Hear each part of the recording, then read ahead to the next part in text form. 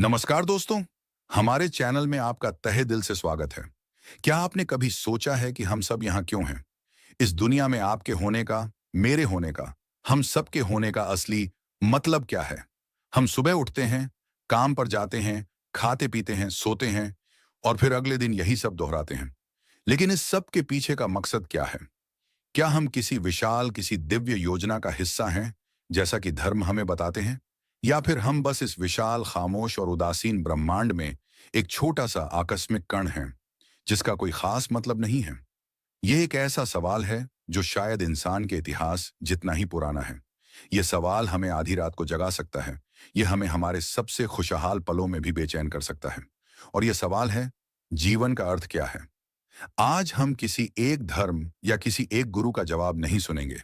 हम एक दार्शनिक की तरह, एक खोजी की तरह, इस सबसे विशाल, इस सबसे अंतिम सवाल की एक बहुत ही गहरी और एक बहुत ही ईमानदार पड़ताल करेंगे।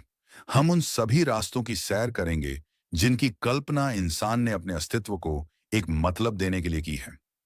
यह यात्रा आपको शायद कुछ बने बनाए जवाब न दे, लेकिन यह आपके दिमाग के दरवाजे खोल देगी और आपको अपने जीवन को एक बिल्कुल नए और एक ज्यादा गहरे नजरिए से देखने के लिए मजबूर कर देगी। क्या आप तैयार हैं उस सबसे विशाल खोज पर निकलने के लिए, जो बाहर नहीं बल्कि आपके अपने ही अंदर होनी है? तो चलिए इस रोमांचक सफर की शुरुआत करते हैं। Chapter number 1। जब सितारों ने जवाब दिया। एक उद्देश्यपूर्ण ब्रह्मांड का वादा। हमारी इस महान खोज की शुरुआत होती है उस सबसे पुराने, सबसे शक्तिशाली और शायद सबसे आरामदायक जवाब से, जो इंसानियत ने जीवन के अर्थ के सवाल पर खुद को दिया है।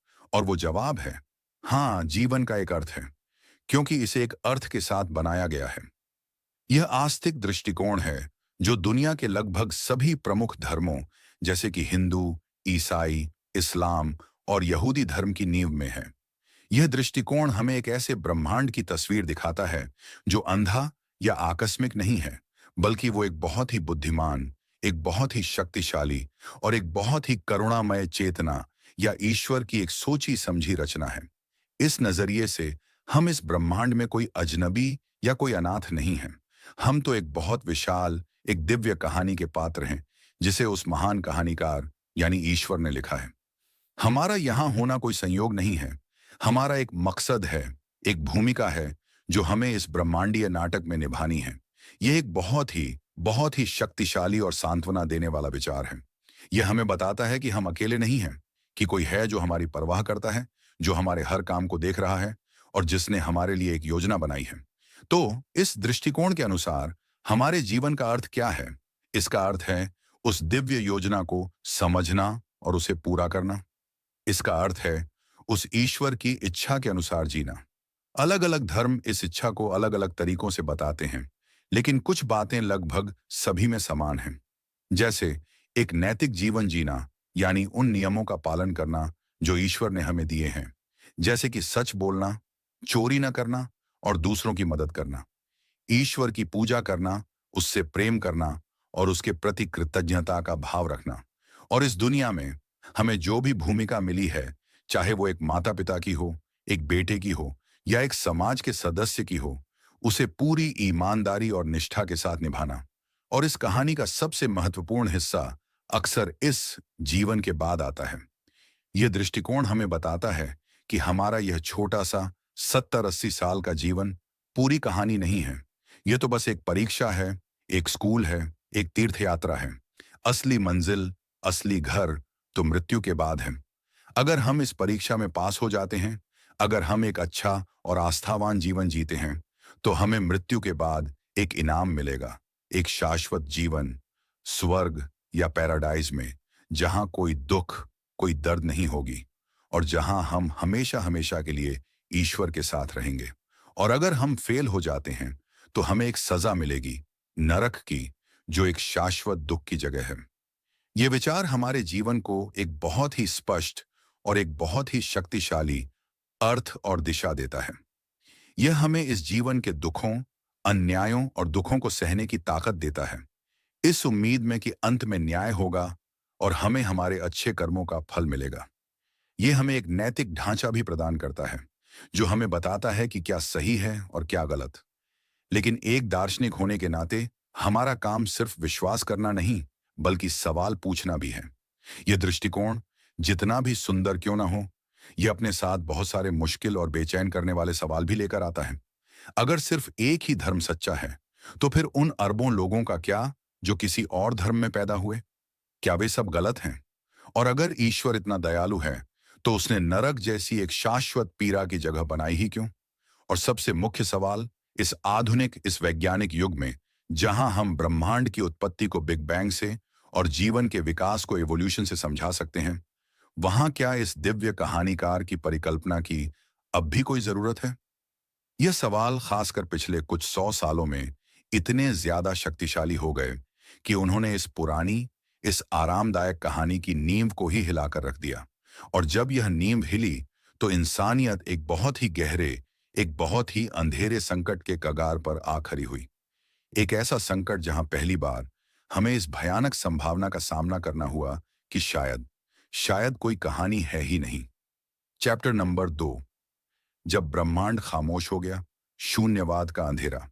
अब हम अपनी यात्रा के उस अंधेरे और खतरनाक मोड़ पर आते हैं, जहां जीवन के अर्थ का वो पुराना, वो आरामदायक नक्शा हमारे हाथ से छूट जाता है और हम एक अंतहीन, एक खामोश और एक उदासीन ब्रह्मांड के महासागर में अकेले तैरने लगते हैं। यह शून्यवाद या नाइलिज्म का अंधेरा है। यह वो दार्शनिक स्थिति है जो उस समय पैदा होती है जब ईश्वर मर जाता है। जैसा कि हमने अपनी पिछली ऑडियो बुक में देखा था, 19वीं सदी के दार्शनिक फ्रेडरिक नीत्शे ने यह घोषणा की थी कि ईश्वर मर चुका है। उनका मतलब था कि विज्ञान, तर्क और आधुनिक सोच के उदय के कारण ईश्वर अब हमारी सभ्यता के लिए एक विश्वसनीय, एक केंद्रीय नैतिक और दार्शनिक आधार नहीं रह गया है। और अगर वो आधार ही गिर गया है, जिस पर हमारी सही और गलत की और हमारे जीवन के अर्थ की पूरी इमारत टिकी थी, तो फिर उस इमारत का क्या होगा? वो भी गिर जाएगी। नाइलिज्म इसी गिर जाने का, इसी खालीपन का, इसी शून्य का नाम है। ये वो विश्वास है जो कहता है कि जीवन का कोई अंतर्निहित अर्थ, कोई मूल्य या कोई उद्देश्य नहीं है। यह कहता है कि अच्छाई और बुराई जैसी कोई वस्तुनिष्ठ, कोई सार्वभौमिक सच्चाई नहीं है। ये सब सिर्फ इंसानों के बनाए हुए नियम हैं, जो समय और संस्कृति के साथ बदलते रहते हैं। यह हमें एक ऐसे ब्रह्मांड में रखता है जो हमारी कोई परवाह नहीं करता। यह हमें बताता है कि हमारा अस्तित्व सिर्फ एक ब्रह्मांडीय संयोग है, एक बहुत विशाल, एक अंधे और एक बिना किसी उद्देश्य के चले आ रहे नाटक का एक छोटा सा, एक महत्वहीन सा हिस्सा। हम बिना किसी कारण के पैदा होते हैं, हम जीते हैं, हम संघर्ष करते हैं, हम प्यार करते हैं, हम नफरत करते हैं और फिर हम मर जाते हैं। और अंत में इस सब का कोई मतलब नहीं निकलता। ब्रह्मांड वैसा ही चलता रहता है जैसा वो हमारे आने से पहले चल रहा था और जैसा वो हमारे जाने के बाद भी चलता रहेगा। यह एक बहुत ही कठोर और एक बहुत ही सांत्वना रहित विचार है। यह हमारे हर उस चीज पर सवाल उठाता है जिसे हम कीमती मानते हैं। अगर कुछ भी अंततः मायने नहीं रखता, तो फिर मैं सुबह बिस्तर से उठूं ही क्यों? मैं मेहनत ही क्यों करूं? मैं एक अच्छा इंसान बनने की कोशिश ही क्यों करूं? अगर अंत में सब कुछ शून्य ही हो जाना है, तो फिर इस पूरी मशक्कत का, इस पूरे नाटक का क्या फायदा? ये नाइलिज्म की खाई है, वो शून्य है जो हर उस व्यक्ति को अपनी ओर खींचता है जो जीवन के अर्थ के बारे में बहुत ही ईमानदारी से और बहुत ही गहराई से सोचता है। यह एक तरह का बौद्धिक ब्लैक होल है जिसमें एक बार गिरने के बाद बाहर निकलना बहुत मुश्किल लगता है। यह निराशा का, उदासीनता का और अंततः आत्मविनाश का दर्शन है। अगर कुछ भी मायने नहीं रखता, तो फिर कुछ भी करने की अनुमति है और कुछ भी न करना भी उतना ही जायज है। यह हमें आज की दुनिया में भी कई रूपों में दिखाई देता है। वो गहरी उदासीनता, वो निंदकपन, वो यह भावना कि सब कुछ बेकार है, कुछ नहीं बदलने वाला। यह सब कहीं ना कहीं उसी नाइलिस्टिक भावना की ही एक गूंज है। तो क्या यही कहानी का अंत है? क्या ईश्वर की मृत्यु के बाद हमारे पास सिर्फ इसी अंधेरे और ठंडे शून्य में जीने के अलावा और कोई विकल्प नहीं है? क्या अर्थ की खोज एक मृत अंत पर पहुंच चुकी है? नहीं, कहानी यहां खत्म नहीं होती, क्योंकि इसी नाइलिज्म की राख से, इसी शून्य की चुनौती के जवाब में 20वीं सदी के कुछ सबसे साहसी और सबसे रचनात्मक दर्शनों का जन्म हुआ। और उन दर्शनों में सबसे प्रमुख था अस्तित्ववाद। अस्तित्ववाद ने कहा, हाँ, हम मानते हैं कि ब्रह्मांड खामोश है, हम मानते हैं कि जीवन का कोई बना बनाया मतलब नहीं है, लेकिन यह एक अंत नहीं है, ये तो एक शुरुआत है। ये एक त्रासदी नहीं है, ये तो हमारी परम स्वतंत्रता की घोषणा है। ये कैसे हो सकता है? कैसे अर्थहीनता ही अर्थ का सबसे मुख्य स्रोत बन सकती है? Chapter number 3। जब आपको अपनी कहानी खुद लिखनी हो। अस्तित्ववाद का मुक्तिदायक बोझ। नाइलिज्म की उस अंधेरी और निराशाजनक खाई के किनारे पर अस्तित्ववाद का दर्शन एक बहुत ही साहसी और एक बहुत ही अप्रत्याशित मशाल जलाता है। अस्तित्ववादी दार्शनिक जैसे कि जीन पॉल सार्त्र और अल्बर्ट कामू नाइलिज्म की उस बुनियादी बात को कि जीवन का कोई अंतर्निहित अर्थ नहीं है पूरी तरह से स्वीकार करते हैं। वे कोई झूठी सांत्वना नहीं देते। वे कहते हैं, हाँ यह सच है, ब्रह्मांड खामोश है, कोई ईश्वर नहीं है जो हमें यह बताए कि हमें कैसे जीना है, कोई ब्रह्मांडीय नियम पुस्तिका नहीं है। लेकिन फिर वे एक बहुत ही क्रांतिकारी, एक बहुत ही मुक्तिदायक मोड़ लेते हैं। वे कहते हैं, और ठीक इसीलिए हम आजाद हैं। यह अस्तित्ववाद का केंद्रीय और सबसे शक्तिशाली विचार है, जिसे सार्त्र ने अपने प्रसिद्ध सूत्र अस्तित्व सार से पहले आता है में व्यक्त किया है। जैसा कि हमने अपनी पिछली ऑडियो बुक में विस्तार से देखा था, इसका मतलब है कि हम इंसान किसी बने बनाए डिजाइन या किसी मकसद के साथ पैदा नहीं होते। हम तो बस इस दुनिया में फेंक दिए जाते हैं, एक खाली कैनवास की तरह। और फिर यह हम पर है, हमारे अपने चुनावों और हमारे अपने कर्मों पर है कि हम उस कैनवास पर कौन सी तस्वीर बनाते हैं, कि हम अपनी जिंदगी को क्या अर्थ देते हैं, कि हम अपना सार खुद क्या बनाते हैं। तो अस्तित्ववाद के अनुसार जीवन का अर्थ कोई ऐसी चीज नहीं है जिसे हम किसी किताब में खोजते हैं। यह तो एक ऐसी चीज है जिसे हम हर दिन हर पल बनाते या आविष्कार करते हैं। आपका जीवन एक कहानी है और आप ही उसके लेखक हैं। कोई और आपकी कहानी नहीं लिखेगा। यह एक अविश्वसनीय रूप से स्वतंत्रता देने वाला विचार है। यह हमें हमारे अतीत, हमारी परवरिश और हमारे समाज की जंजीरों से आजाद करता है। यह हमें बताता है कि हम हमेशा किसी भी पल में एक नई शुरुआत करने के लिए स्वतंत्र हैं। आप यह नहीं कह सकते कि मैं तो ऐसा ही हूं। आप जो भी हैं वो आपके पिछले चुनावों का नतीजा है और आप भविष्य में कुछ और बनने का चुनाव कर सकते हैं। लेकिन यह स्वतंत्रता, जैसा कि सार्त्र ने कहा, एक अभिशाप भी है, एक बोझ भी है। यह हमें एक बहुत विशाल और एक बहुत ही भयानक जिम्मेदारी के साथ अकेला छोड़ देती है। अगर हम अपनी जिंदगी का मतलब बनाने के लिए पूरी तरह से आजाद हैं, तो हम उस मतलब के लिए पूरी तरह से जिम्मेदार भी हैं। हम अपनी असफलताओं या अपनी नाखुशी के लिए किसी और को दोष नहीं दे सकते, न ईश्वर को, न किस्मत को, न समाज को। जिम्मेदारी पूरी तरह से हमारी है। यही अस्तित्ववादी संताप है, वो गहरी घबराहट जो हमें तब महसूस होती है जब हमें अपनी इस परम स्वतंत्रता और इस परम जिम्मेदारी का एहसास होता है।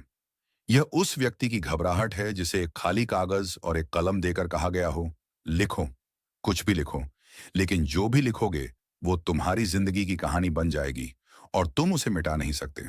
तो एक अस्तित्ववादी के लिए जीवन का अर्थ क्या है? इसका कोई एक पहले से तय जवाब नहीं है। इसका जवाब है एक प्रामाणिक जीवन जीना। एक प्रामाणिक जीवन वो है जिसमें आप अपनी इस स्वतंत्रता और अपनी इस जिम्मेदारी को पूरी तरह से स्वीकार करते हैं और साहस के साथ अपने मूल्यों को खुद चुनते हैं और उनके अनुसार जीते हैं। आप किसी और के द्वारा दिए गए अर्थ को उधार नहीं लेते, आप अपना अर्थ खुद बनाते हैं। आपका अर्थ आपके जुनून में हो सकता है, आपके विद्रोह में हो सकता है, आपके प्रेम में हो सकता है या आपकी रचनात्मकता में हो सकता है। ये एक बहुत ही साहसी और एक बहुत ही मांग करने वाला जीवन दर्शन है। ये हमें कोई आसान जवाब या कोई आरामदायक सहारा नहीं देता। ये तो बस हमें एक चुनौती देता है, एक आह्वान करता है। ये तुम्हारी जिंदगी है, ये तुम्हारा कैनवास है। अब तुम बताओ, तुम इस पर क्या बनाओगे? लेकिन क्या यह अकेला, यह व्यक्तिगत संघर्ष ही जीवन को अर्थ देने का एकमात्र तरीका है या फिर अर्थ कहीं और भी मिल सकता है? Chapter number 4। जब हम खिलते हैं। अरस्तु और मानव का फलना फूलना। अस्तित्ववाद हमें एक बहुत ही आधुनिक, एक बहुत ही व्यक्तिगत और एक बहुत ही अकेला रास्ता दिखाता है जीवन को अर्थ देने का। लेकिन क्या कोई और, कोई ज्यादा पुराना, कोई ज्यादा प्राकृतिक लगने वाला रास्ता भी है? इस सवाल का जवाब हमें आज से लगभग 2500 साल पहले प्राचीन ग्रीस के महान दार्शनिक अरस्तु के दर्शन में मिलता है। अरस्तु एक जीव विज्ञानी की तरह सोचते थे और उन्होंने जीवन के अर्थ का सवाल भी इसी नजरिए से पूछा। उनका दृष्टिकोण न तो किसी दिव्य योजना पर आधारित है और न ही किसी अर्थहीन ब्रह्मांड की निराशा पर। यह तो सीधे सीधे मानव स्वभाव की एक गहरी समझ पर आधारित है। अरस्तु का सवाल था, एक इंसान के रूप में हमारा अंतिम लक्ष्य क्या है? एक अच्छी इंसानी जिंदगी क्या होती है? और उनका जवाब था, एक शब्द में, यूडिमोनिया। यह एक ग्रीक शब्द है जिसका कोई सीधा हिंदी अनुवाद नहीं है, लेकिन इसे अक्सर मानव का फलना फूलना, एक अच्छा जीवन या सच्ची खुशी के रूप में अनुवादित किया जाता है। यह सिर्फ एक क्षणिक, एक सुखद भावना नहीं है। यह तो एक पूरी जिंदगी का, एक संपूर्ण, एक उत्कृष्ट और एक सार्थक जीवन जीने का परिणाम है। तो यह यूडिमोनिया या फलना फूलना हम हासिल कैसे कर सकते हैं? अरस्तु कहते हैं कि हर चीज का इस दुनिया में एक खास कार्य या उद्देश्य होता है, जिसे वो टेलोस कहते हैं। एक अच्छे चाकू का उद्देश्य है अच्छी तरह से काटना। एक अच्छे डॉक्टर का उद्देश्य है लोगों को स्वस्थ करना। तो एक इंसान का खास, एक अनूठा उद्देश्य क्या है? वो कौन सी चीज है जो हमें बाकी सभी जानवरों से अलग करती है? अरस्तु कहते हैं कि वो है हमारी तर्क बुद्धि, यानी सोचने, समझने और एक विवेकपूर्ण जीवन जीने की हमारी क्षमता।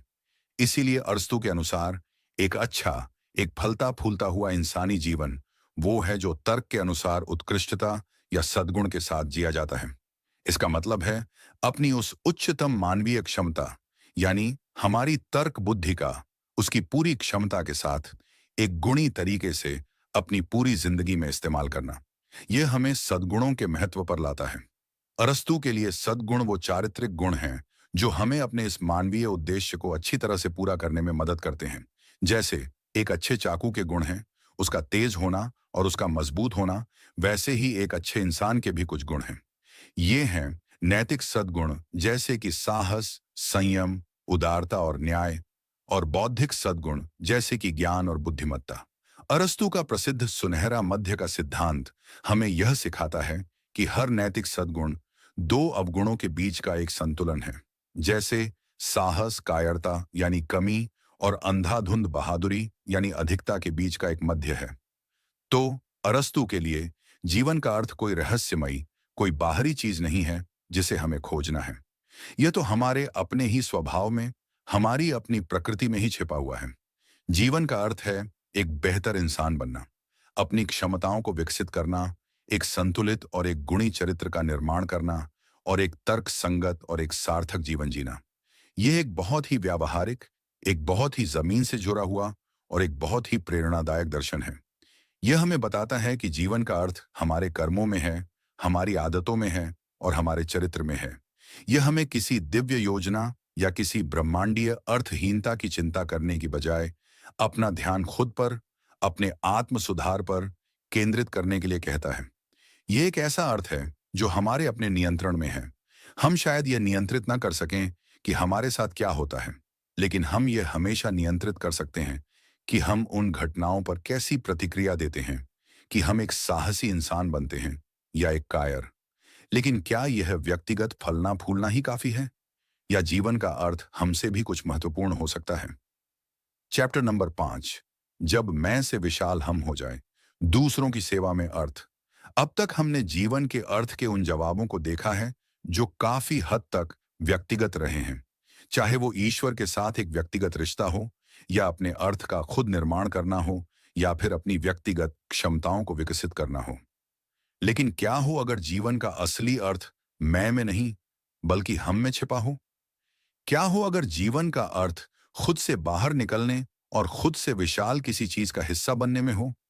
यह एक और बहुत ही शक्तिशाली और एक बहुत ही पुराना जवाब है, जो हमें परोपकार, उपयोगितावाद और मानवतावाद जैसे दर्शनों में मिलता है।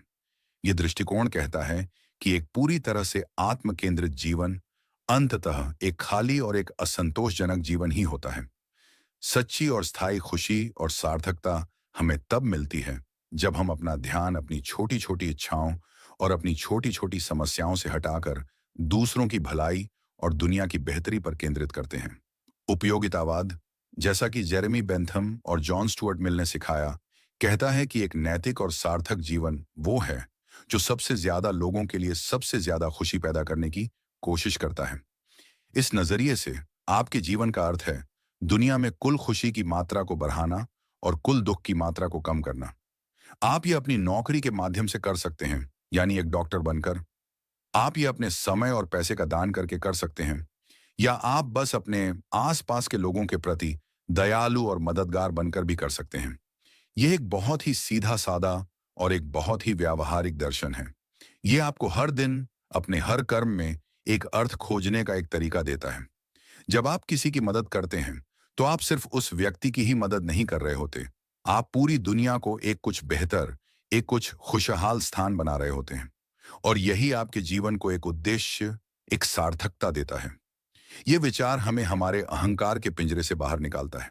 हम अक्सर अपनी ही समस्याओं में, अपनी ही चिंताओं में इतने डूबे रहते हैं कि हम ये भूल ही जाते हैं कि दुनिया में और भी लोग हैं, और उनकी समस्याएं शायद हमारी समस्याओं से कहीं ज्यादा विशाल हैं। जब हम दूसरों की सेवा में लगते हैं, तो हमारी अपनी समस्याएं अपने आप छोटी लगने लगती हैं। यह हमें एक व्यापक दृष्टिकोण देता है। यह अर्थ रिश्तों के माध्यम से भी पाया जा सकता है। हम सामाजिक प्राणी हैं।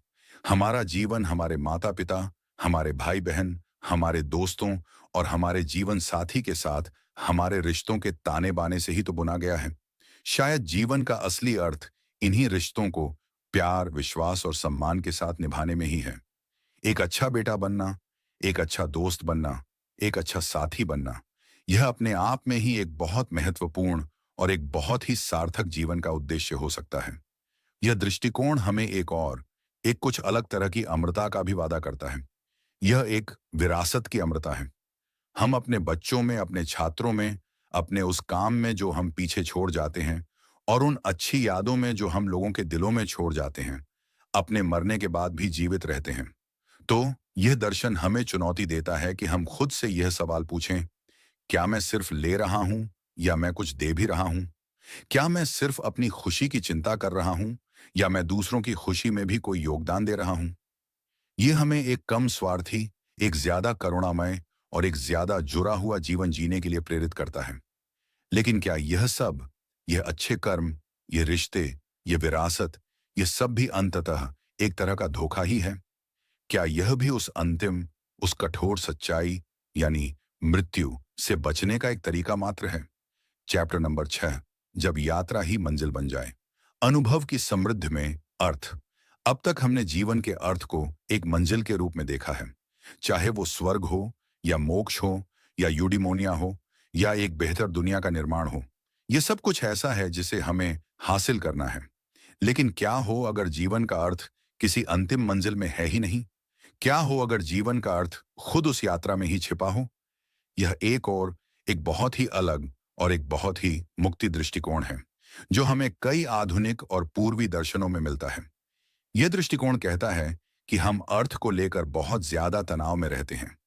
हम हमेशा एक विशाल, एक भव्य क्यों की तलाश में रहते हैं, और इस चक्कर में हम अपने सामने मौजूद क्या को, यानी वर्तमान क्षण के सीधे प्रत्यक्ष अनुभव को जीना ही भूल जाते हैं। हम हमेशा भविष्य की योजना बनाने में या अतीत पर पछतावा करने में इतने व्यस्त रहते हैं कि हमारा वर्तमान तो बस एक धुंधले से रास्ते की तरह बनकर रह जाता है, जिस पर हम अपनी अगली मंजिल तक पहुंचने के लिए बस दौड़ रहे होते हैं। यह दर्शन हमें रुकने, सांस लेने और जागरूक होने के लिए कहता है। यह हमें कहता है कि जीवन का अर्थ किसी एक बड़ी अंतिम घटना में नहीं है, बल्कि वो तो उन छोटे छोटे बेशुमार अनुभवों के संग्रह में है जो हमारी जिंदगी को बनाते हैं। जीवन का अर्थ है एक गर्म दिन में ठंडी हवा के झोंके का एहसास। जीवन का अर्थ है अपने दोस्त के साथ बैठकर एक कप चाय पीना और दिल खोलकर हंसना। जीवन का अर्थ है एक सुंदर संगीत को सुनना और उसमें पूरी तरह से डूब जाना। जीवन का अर्थ है एक मुश्किल समस्या को सुलझाने में अपने दिमाग को पूरी तरह से लगा देना। जीवन का अर्थ है किसी से पहली बार प्यार में पड़ना और किसी को खोने का दुख महसूस करना भी। यह दृष्टिकोण हमें अनुभव के लिए जीना सिखाता है। इसका मतलब एक भोगवादी जीवन जीना नहीं है जो सिर्फ सुख के पीछे भागता हो, बल्कि इसका मतलब है हर तरह के अनुभव को, चाहे वो सुखद हो या दुखद, पूरी तरह से, पूरी जागरूकता के साथ अनुभव करना, क्योंकि यही अनुभव ही तो है जो जीवन को बनाता है। ये हमें परिणाम से अनासक्त होना सिखाता है। अगर यात्रा ही मंजिल है, तो फिर हार और जीत का मतलब ही क्या रह जाता है? अगर आप एक पर्वत पर सिर्फ चोटी पर पहुंचने के लिए उठ रहे हैं, तो आप पूरी यात्रा के दौरान तनाव में रहेंगे। लेकिन अगर आप उस चढ़ाई के हर एक कदम का, अपने आसपास के नज़ारों का और अपनी सांसों के उतार चढ़ाव का आनंद लेने के लिए उठ रहे हैं, तो फिर चोटी पर पहुंचना या न पहुंचना उतना महत्वपूर्ण नहीं रह जाता। ये विचार हमें बौद्ध दर्शन के माइंडफुलनेस और जैन परंपरा की भी याद दिलाता है, जो हमें वर्तमान क्षण में पूरी तरह से जीने की कला सिखाती है। यह हमें अस्तित्ववादियों की उस भावना की भी याद दिलाता है, जो कहते हैं कि हमें जीवन को उसकी मात्रा से नहीं, बल्कि उसकी तीव्रता से मापना चाहिए। यह एक बहुत ही सरल, लेकिन एक बहुत ही गहरा जीवन दर्शन है। यह हमें किसी भी चीज को हासिल करने के दबाव से मुक्त करता है। यह हमें बताता है कि हम पहले से ही इसी पल में एक सार्थक जीवन जी रहे हैं, अगर हम बस अपनी आंखें और अपने दिल को खोलने के लिए तैयार हों। यह हमें हमारी अपनी जिंदगी के एक पर्यटक की बजाय एक यात्री बनने के लिए कहता है, जो हर मोड़ का, हर दृश्य का आनंद लेता है। लेकिन क्या यह काफी है? क्या सिर्फ अनुभवों में जीना हमें उस गहरी, उस बेचैन करने वाली मानवीय जरूरत से मुक्त कर सकता है, जो एक स्थायी अर्थ की तलाश करती है? चैप्टर नंबर 7, जब हम एक कहानी बन जाते हैं। कथात्मक स्व और अर्थ का निर्माण। हाल के दशकों में दर्शन और मनोविज्ञान में एक और बहुत ही दिलचस्प और बहुत ही शक्तिशाली विचार उभरा है, जो हमें जीवन के अर्थ को समझने का एक बिल्कुल नया तरीका देता है। ये विचार है कथात्मक स्व का। ये विचार कहता है कि हम इंसान स्वभाव से कहानी कहने वाले प्राणी हैं। हम दुनिया को और सबसे अधिक हम खुद को कहानियों के माध्यम से ही समझते हैं। आपका स्व, आपकी पहचान, वो कोई ठोस, कोई स्थिर चीज नहीं है। वो तो एक कहानी है, एक ऐसी कहानी जिसे आप लगातार अपने बारे में, खुद को और दूसरों को सुना रहे हैं। यह कहानी आपके अतीत के अनुभवों, आपके वर्तमान के कर्मों और आपके भविष्य की आशाओं और डरों को एक साथ एक सुसंगत और एक सार्थक धागे में पिरोती है। तो इस नजरिए से जीवन का अर्थ कोई ऐसी बाहरी चीज नहीं है जिसे हमें खोजना है। ये तो एक ऐसी चीज है जिसे हम अपनी जिंदगी की घटनाओं को एक सार्थक कहानी का रूप देकर रचते हैं। हम सब अपनी जिंदगी के लेखक हैं। सोचिए इसके बारे में। आपकी जिंदगी में कई अलग अलग बिखरी हुई घटनाएं हुई हैं, कुछ अच्छी, कुछ बुरी। वे अपने आप में शायद कोई खास मतलब न रखती हों, लेकिन जब आप उन्हें एक कहानी के रूप में सुनाते हैं। मैं एक छोटे से गांव से आया, मैंने बहुत संघर्ष किया, मैंने अपनी गलतियों से सीखा और आज मैं यहां हूं। तो आप उन बिखरी हुई घटनाओं को एक अर्थ दे रहे हैं। आप उन्हें एक नायक की यात्रा की कहानी में बदल रहे हैं। यह कथात्मक दृष्टिकोण हमें यह समझने में मदद करता है कि क्यों एक ही जैसी परिस्थितियों में कुछ लोग टूट जाते हैं और कुछ लोग और भी ज्यादा मजबूत होकर निकलते हैं। फर्क अक्सर उनकी कहानी में होता है। एक व्यक्ति अपनी नौकरी खोने को एक त्रासदी की, एक अंत की कहानी के रूप में देख सकता है, और दूसरा व्यक्ति उसी घटना को एक अवसर की, एक नई शुरुआत की कहानी के रूप में देख सकता है। यह अच्छा ही हुआ। मैं वैसे भी उस नौकरी से खुश नहीं था। अब मुझे वो करने का मौका मिलेगा जो मैं हमेशा से करना चाहता था। घटना वही है, लेकिन कहानी अलग है, और इसलिए उसका अर्थ भी अलग है। यह हमें एक अविश्वसनीय शक्ति देता है। यह हमें बताता है कि हमारे पास अपनी जिंदगी की कहानी को फिर से लिखने की ताकत है।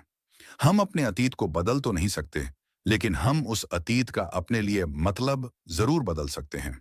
हम अपनी त्रासदियों को अपनी जीतों में, अपनी कमजोरियों को अपनी ताकतों में और अपनी पीड़ा को अपने उद्देश्य में बदल सकते हैं। हम अपनी कहानी के शिकार बनने की बजाय उसके नायक बन सकते हैं।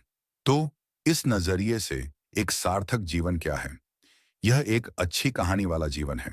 एक अच्छी कहानी का मतलब जरूरी नहीं कि एक खुश कहानी हो। एक अच्छी कहानी वो होती है जो सुसंगत हो, जो समृद्ध हो और जिसमें एक उद्देश्य की भावना हो। यह एक ऐसी कहानी है जिसमें आप एक ऐसे नायक के रूप में उभरते हैं, जो चुनौतियों का सामना करता है, जो आगे जाता है और जो अपनी दुनिया में कोई ना कोई सकारात्मक प्रभाव डालता है। ये हमें एक बहुत ही रचनात्मक और एक बहुत ही सशक्त बनाने वाला जीवन दर्शन देता है। यह हमें अपनी जिंदगी को एक कलाकृति की तरह देखने के लिए कहता है, जिसे हमें हर दिन अपने हर चुनाव और अपनी हर व्याख्या से बनाना है। तो मैं आपसे पूछता हूं, आपकी जिंदगी की कहानी क्या है और क्या आप उस कहानी से खुश हैं? अगर नहीं तो याद रखिए, कलम आपके ही हाथ में है।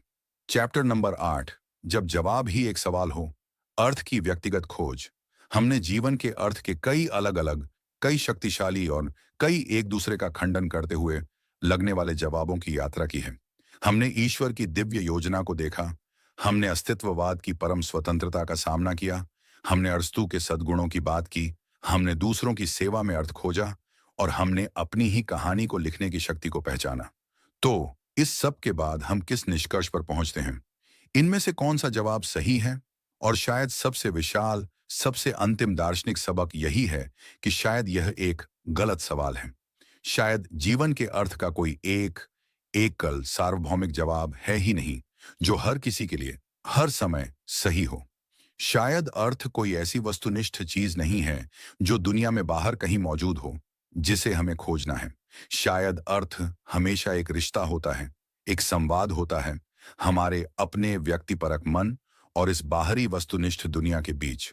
और क्योंकि हम सब अद्वितीय व्यक्ति हैं, हमारे अनुभव अलग हैं, हमारी इच्छाएं अलग हैं और हमारी प्रतिभाएं अलग हैं, इसलिए हम सब के लिए अर्थ भी कुछ बहुत अलग ही होगा।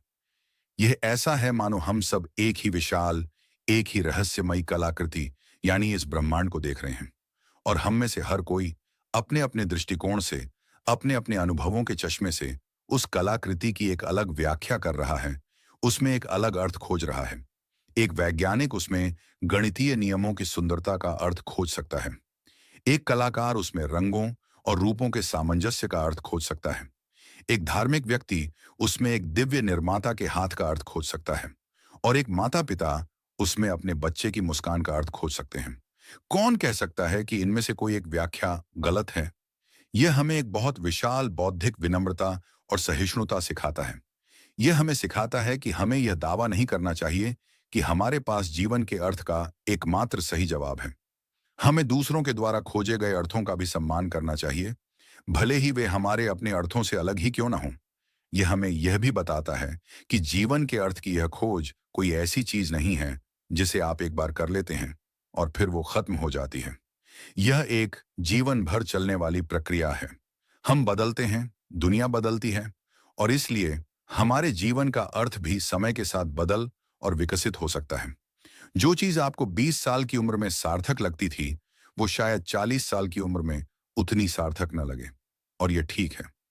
तो जीवन का अर्थ क्या है? इस सवाल का अंतिम जवाब शायद यह है कि यह सवाल ही खुद एक जवाब है। शायद जीवन का अर्थ है इस सवाल को पूछते रहना। शायद जीवन का अर्थ है इस खोज में ही लगे रहना। यह खोज ही है जो हमें इंसान बनाती है। यह खोज ही है जो हमें जीवित रखती है। और यह खोज ही है जो हमारे जीवन को एक गहराई और एक दिशा देती है। एक पत्थर जीवन के अर्थ के बारे में सवाल नहीं पूछता और इसीलिए उसका जीवन सिर्फ एक पत्थर का जीवन है। लेकिन हम इंसान पूछ सकते हैं और इसी पूछने की क्षमता में, इसी आत्म जागरूकता में शायद हमारा सबसे बड़ा गौरव और हमारा सबसे बड़ा अर्थ छिपा है। तो ये ऑडियो बुक आपको कोई अंतिम जवाब देने का वादा नहीं करती। ये तो बस आपको उस सवाल को, आपकी अपनी जिंदगी के उस सबसे मुख्य सवाल को और ज्यादा गहराई से और ज्यादा ईमानदारी से और ज्यादा साहस के साथ पूछने के लिए कुछ औजार और कुछ नक्शे देने की एक कोशिश है।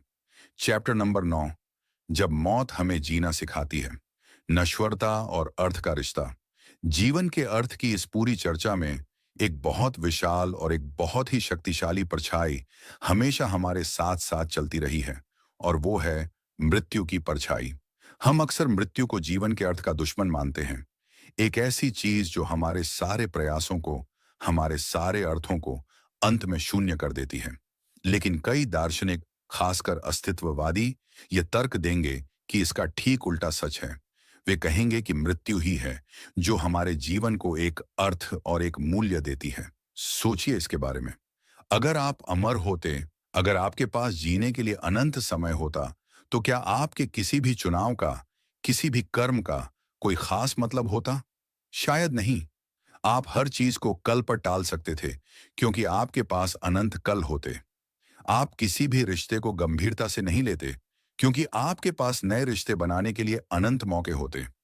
आपकी जिंदगी में कोई तात्कालिकता, कोई कीमत नहीं होती। यह तो हमारी नश्वरता का, इस बात का गहरा एहसास कि हमारा समय सीमित है, ही है जो हमारे जीवन को एक आकार, एक संरचना और एक अर्थ देता है। मृत्यु ही वो फ्रेम है जिसके अंदर हमारे जीवन की तस्वीर को एक मतलब मिलता है। क्योंकि हम जानते हैं कि हमारे पास सिर्फ कुछ ही साल, कुछ ही दशक हैं, इसीलिए हमारा हर एक दिन, हमारा हर एक पल कीमती हो जाता है। क्योंकि हम जानते हैं कि हम अपने प्रियजनों को एक दिन खो देंगे, इसीलिए हम उनके साथ बिताए हुए हर पल को संजोते हैं। मार्टिन हाइडेगर, जो एक बहुत ही गहरे अस्तित्ववादी दार्शनिक थे, ने कहा था कि इंसान एक मृत्यु की ओर होने वाली सत्ता है। उनका मतलब था कि हमारी अपनी मृत्यु की संभावना ही है जो हमें एक प्रामाणिक जीवन जीने की ओर धकेल सकती है। जब हम अपनी मृत्यु का सामना करते हैं, तो हम समाज के उन छोटे छोटे, उन तुच्छ खेलों से, उन अपेक्षाओं से ऊपर उठ जाते हैं जिनमें हम अपनी रोजमर्रा की जिंदगी में फंसे रहते हैं। हमें अचानक यह स्पष्ट रूप से दिखाई देने लगता है कि हमारे लिए सच में क्या मायने रखता है। स्टीव जॉब्स ने अपनी प्रसिद्ध स्टैनफोर्ड भाषण में इसी बात को बहुत ही खूबसूरती से कहा था। उन्होंने कहा, यह याद रखना कि मैं जल्द ही मर जाऊंगा, ये मेरे द्वारा अपनी जिंदगी के प्रमुख चुनाव करने में इस्तेमाल किया गया सबसे महत्वपूर्ण औजार है।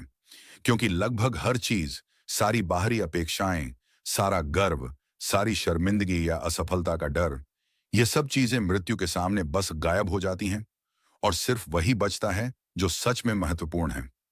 तो मृत्यु हमारे जीवन के अर्थ को नष्ट नहीं करती, वो तो उसे पैदा करती है।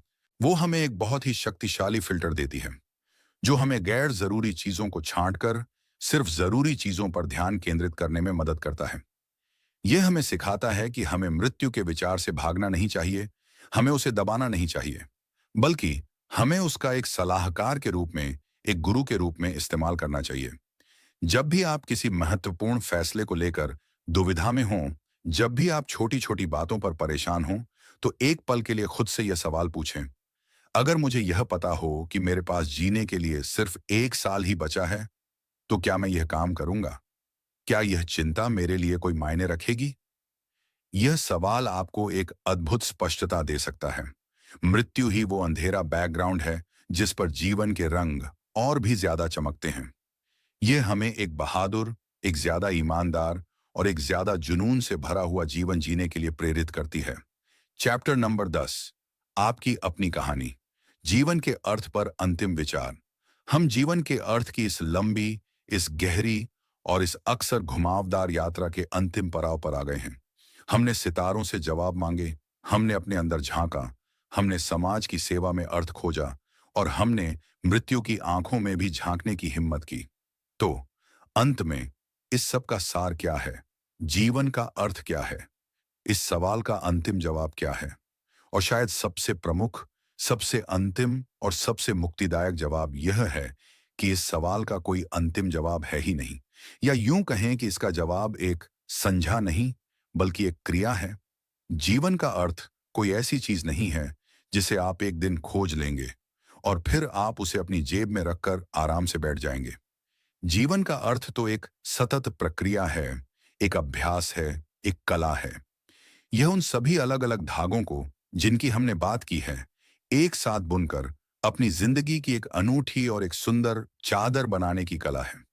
आपके जीवन का अर्थ है अपनी उस उच्चतम मानवीय क्षमता, यानी तर्क बुद्धि का इस्तेमाल करना और एक गुणी जीवन जीना, जैसा कि अरस्तू ने हमें सिखाया। आपके जीवन का अर्थ है उस बेतुके, उस खामोश ब्रह्मांड के सामने अपनी स्वतंत्रता और अपनी जिम्मेदारी को स्वीकार करना और साहस के साथ अपने मतलब खुद बनाना, जैसा कि अस्तित्ववादियों ने हमें सिखाया। आपके जीवन का अर्थ है खुद से बाहर निकलकर दूसरों के जीवन को, इस दुनिया को, अपनी करुणा और अपनी सेवा से कुछ और बेहतर बनाना। आपके जीवन का अर्थ है इस एक और सिर्फ इसी एक जीवन के हर एक अनुभव को उसकी पूरी तीव्रता और पूरी जागरूकता के साथ जीना। और आपके जीवन का अर्थ है इन सभी बिखरे हुए अनुभवों को एक सार्थक कहानी में पिरोना, एक ऐसी कहानी जो आपको यह बताए कि आप कौन हैं, आप कहां से आए हैं और आप कहां जा रहे हैं। ये सभी जवाब एक दूसरे का खंडन नहीं करते, वे तो एक दूसरे के पूरक हैं। एक समृद्ध और एक संपूर्ण जीवन वो है जिसमें इन सभी तत्वों का एक सुंदर संतुलन हो। तो ये ऑडियो बुक आपको जीवन के अर्थ का कोई रहस्यमयी, कोई गुप्त फार्मूला देने का दावा नहीं करती, क्योंकि ऐसा कोई फार्मूला है ही नहीं। ये तो बस आपको एक टूल किट देने की, एक कंपास देने की एक कोशिश है। यह आपको अलग-अलग नक्शे दिखाती है, जो अलग-अलग समय पर अलग-अलग यात्रियों ने बनाए हैं। अब यह आप पर है कि आप इन नक्शों का इस्तेमाल कैसे करते हैं और अपनी इस अनूठी, इस कीमती और इस अद्भुत यात्रा के लिए अपना खुद का एक नया नक्शा कैसे बनाते हैं। शायद जीवन का अंतिम अर्थ बस इस सवाल को पूछते रहना, इस खोज में लगे रहना और इस यात्रा को उसकी पूरी ईमानदारी, पूरी हिम्मत और पूरे दिल के साथ जीते रहना ही है। और इसी के साथ दोस्तों, हम आज इस अद्भुत यात्रा के अंत पर पहुंचते हैं। इस प्रेरणादायक विषय के आधार पर हमने साथ मिलकर यह जाना कि जीवन का कोई एक बना बनाया अर्थ नहीं है और कैसे हम अपनी जिंदगी को एक सार्थक और उद्देश्यपूर्ण कहानी बनाने के लिए खुद ही जिम्मेदार और खुद ही सक्षम हैं। मुझे उम्मीद है कि इस ऑडियो बुक के जरिए हमने जो कुछ भी सीखा है वह सिर्फ सुनने तक ही सीमित नहीं रहेगा, बल्कि आपके जीवन का मार्गदर्शन भी करेगा। याद रखिएगा, ये ज्ञान केवल जानकारी नहीं है, बल्कि आपके भीतर की अपार क्षमता को जगाने की कुंजी है। ये ऑडियो बुक आपको यह सिखाती है कि कैसे अलग-अलग दार्शनिक दृष्टिकोणों से जीवन के अर्थ को समझें, कैसे अपनी स्वतंत्रता और जिम्मेदारी को स्वीकार करें, कैसे एक गुणी और करुणामय जीवन जिएं और कैसे अपनी ही जिंदगी की कहानी के लेखक खुद बने। लेकिन सबसे महत्वपूर्ण, यह आपको यह भी सिखाती है कि आप कितने शक्तिशाली हैं और आपके अंदर अपना अर्थ खुद बनाने की कितनी क्षमता छिपी हुई है। अब जब आप इस ऑडियो बुक को सुनना समाप्त कर रहे हैं, तो मैं आपसे एक अनुरोध करना चाहता हूं। इन सिद्धांतों को याद रखें, इन पर विचार करें और इन्हें अपने दैनिक जीवन में लागू करने का प्रयास करें। और हमेशा याद रखें, आपके भीतर असीम शक्ति है और आप जो भी चाहें पा सकते हैं। आपके इस बहुमूल्य समय के लिए और इस यात्रा में मेरे साथ जुड़ने के लिए दिल से धन्यवाद। मैं उम्मीद करता हूं कि आपको यह ऑडियो बुक पसंद आई होगी और इसने आपको अपने मन की शक्ति और नियंत्रण के बारे में कुछ नया सीखने को मिला होगा। अगर आपको यह ऑडियो बुक पसंद आई तो इसे लाइक करें, अपने दोस्तों और परिवार के साथ साझा करना न भूलें, ताकि वे भी इस ज्ञान का लाभ उठा सकें। और हाँ, हमारे चैनल को सब्सक्राइब करना बिल्कुल ना भूलें, ताकि आपको ऐसी ही और प्रेरणादायक और ज्ञानवर्धक ऑडियो बुक्स मिलती रहें। और हाँ, अपनी प्रतिक्रिया हमें कमेंट में जरूर बताएं। आपके विचार और सुझाव हमारे लिए बहुत ही ज्यादा महत्वपूर्ण हैं और हमें भविष्य में और भी बेहतर ऑडियो बुक्स बनाने में मदद करेंगे। तो कृपया कमेंट सेक्शन में अपनी राय जरूर दें। हम जल्द ही एक और नई ऑडियो बुक के साथ वापस आएंगे। तब तक के लिए अपना ख्याल रखिए, सीखते रहिए और हमेशा अपने लक्ष्यों की ओर आगे बढ़ते रहिए। याद रखें, आपके सपने सच हो सकते हैं।